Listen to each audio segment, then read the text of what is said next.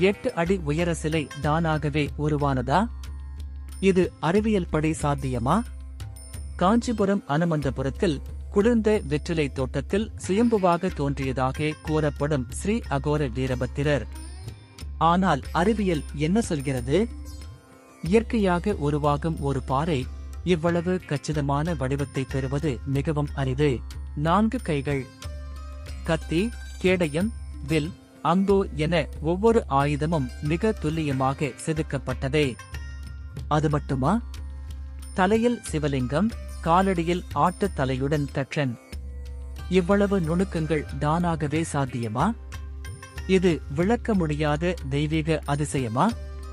அல்லது பெயர் தெரியாத ஒரு பழங்கால சிற்பியின் கலைப்படைப்பா? இது சுயம்புவா அல்லது சிலையா? உங்க கருத்து என்ன? கமெண்ட்ல சொல்லுங்க. அப்படியே சப்ஸ்கிரைப் பண்ணுங்க.